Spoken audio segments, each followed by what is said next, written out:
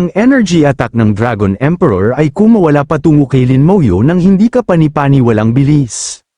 Habang pinapanood ang atakeng papalapit, isang bakas ng nerbiyos na pawis ang lumitaw sa mukha ni Lin Moyo. Gayunpaman, sa mismong sandaling yun, ang Skeleton Dragon ay sumugod ng diretso sa harap ng atake. Ang energy attack ay agad na nagwasak sa Skeleton Dragon at nagpatuloy sa pagsulong. Lahat ng nasa landas nito ay lubusang nawasak. Higit sa kalahati ng Undead Army at Skeleton Warriors ni Lin Moyo ay nalipol matapos mahuli sa pagsabog. Gayunpaman, nagawa ni Lin Moyo na maiwasan ang atake. Matapos makaiwas, sumugod si Lin Moyo ng diretso patungo sa Dragon Emperor ng buong bilis. Habang pinapanood si Lin Moyo na nakatakas sa atake, nagulat na naisip ng Dragon Emperor, nabigo ang aking soul lock. Samantala, kinuha ni Lin Moyo ang panlabas na sandata ng Thunder Tower at sumugod patungo sa Dragon Emperor ng may ngiti. Pagkatapos ay magbanggaan tayo gamit ang mga batas. Level 81 na ako ngayon. Ang aking kaluluwa ay kasing lakas na ni Guru Bai. Kaagad pagkatapos, inactivate ni Lin Moyo ang panlabas na sandata. Ang malakas na kulog ay agad na nagtipon sa paligid nito. Sa sandaling mabuo ang kulog, kumawala ito ng diretso patungo sa Dragon Emperor at tumama sa kanya ng diretso. Ang kulog ay hindi kapani-pani walang malakas. Sa sandaling tamaan ng Dragon Emperor, bahagyang umungol ito sa sakit. Gayunpaman, mabilis na nagpakatatag ang Dragon Emperor, tumingin kay Lin Moyo ng may galit, at sinabi, ang galaw na ito muli, ang parehong galaw ay hindi gagana ng 2 beses. Upang ipagtanggol laban sa kulog, ang Dragon Emperor ay lumikha ng isang black hole. Sa simula, ito ay isang maliit na black hole lamang. Ngunit agad itong nagsimulang hilahin ang kulog ni Lin Moyo sa sarili nito. Unti-unti, ang black hole ay lumaki ng lumaki. Ang kulog na pumapalibot sa katawan ng Dragon Emperor ay dahan-daang nilamon ng black hole. Habang pinapanood ang eksena, naging bahagyang seryoso si Lin Moyo at sinabi, anong uri ng batas yan? Ang aking kasanayan ay nilamon ng black hole na yun.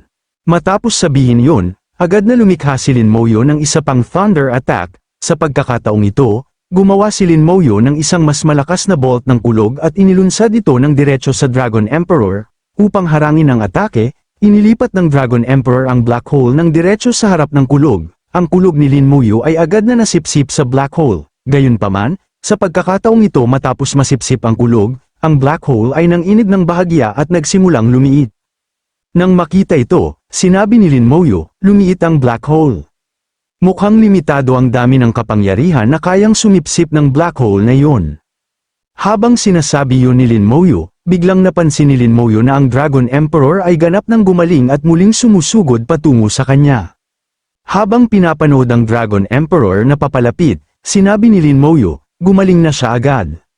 Samantala, naglabas ang Dragon Emperor ng napakalaking halaga ng lilang enerhiya sa buong lugar.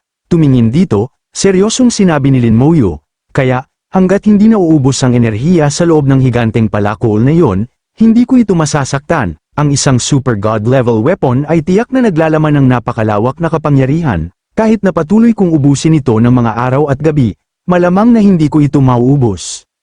Tumingin kay Lin Moyo, ang Dragon Emperor ay umungal, hindi ka makakatakas sa aking palad, Lin Moyo. Kaagad pagkatapos, ang Dragon Emperor ay naglunsad ng isa pang malakas na energy attack, sinusubukang bitag si Lin Moyo sa loob nito. Gayunpaman, naiwasan ni Lin Moyo ang atake ng buong bilis. Hinabol ng Dragon Emperor si Lin Moyo ng buong lakas. Nagpatuloy si Lin Moyo sa pagsulong habang iniiwasan ang bawat hampas na inihagi sa kanya ng Dragon Emperor. Habang pinapanood si Lin Moyo na dumudulas sa kanyang mga kuko ng paulit-ulit, umungal ang Dragon Emperor sa galit, peste, paano napakabilis ng batang yon? Sa sandaling matapos sumigaw ang Dragon Emperor, naglunsad ang Dragon Emperor ng isa pang malakas na atake at umungal, sa pagkakataong ito, hindi ka makakatakas sa akin.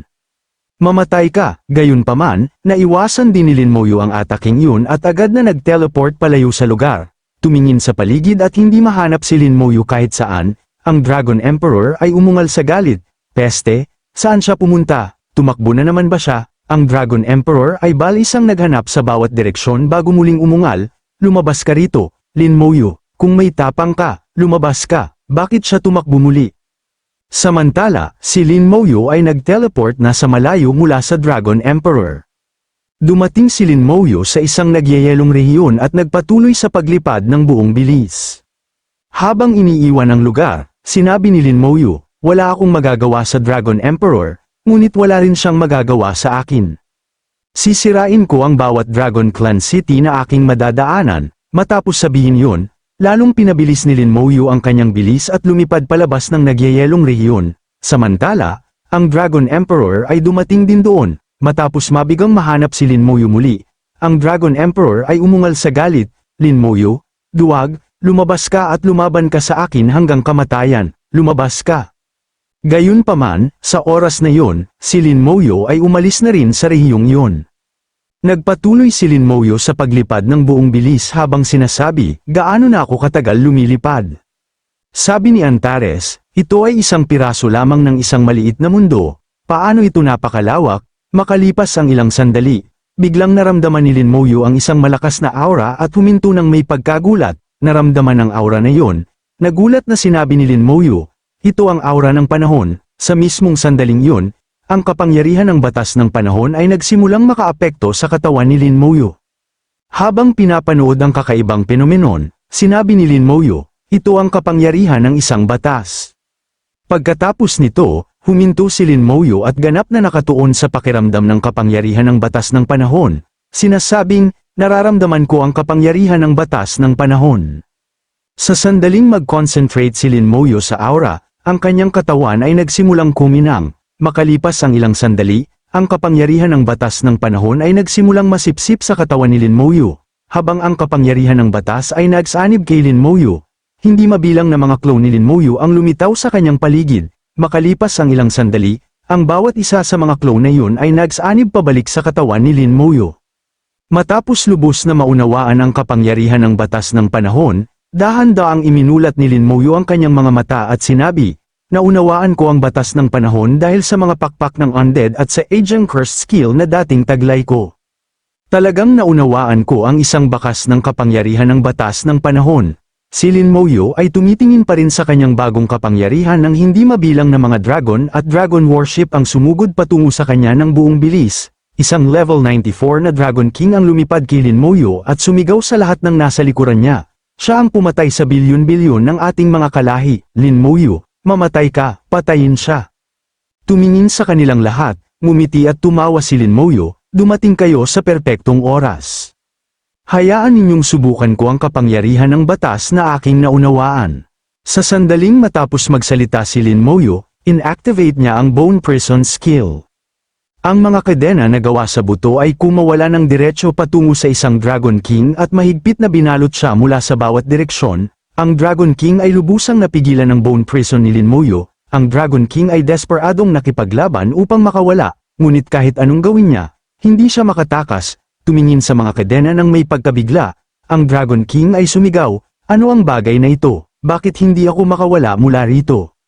Sa sandaling yon, inilagay ni Lin Moyo ang kapangyarihan ng batas ng panahon sa Bone Prison. Sa sandaling ma-activate ang batas, ang Bone Prison ay nagsanib sa kapangyarihan ng batas at agad na naabot ang isang level 93 Dragon King na nakatayo sa ilang distansya. Nabitag din siya. Nang makita ito, ang level 93 Dragon King ay sumigaw ng may pagkabigla, "Ito ang batas ng panahon." Sa sandaling bumalat ang mga bone chain sa kanyang katawan, ang kanyang katawan ay nagsimulang dahan-daang matuno sa ilalim ng sumpa. Ang kanyang kalagayan ay mabilis na lumala habang ang kanyang laman ay nabulok at natunaw mula sa bawat bahagi ng kanyang katawan. Habang pinapanood ang mga epekto ng kanyang bagong kapangyarihan, naisip ni Lin Moyo, "Ang aking skeletal prison skill ay nagdadala na ngayon ng mga epekto ng Aging Curse." Hindi, ang batas ng panahon ay mas malakas kaysa sa Aging Curse. Ang antas ng Dragon King na yun ay talagang bumaba sa paglipas ng panahon.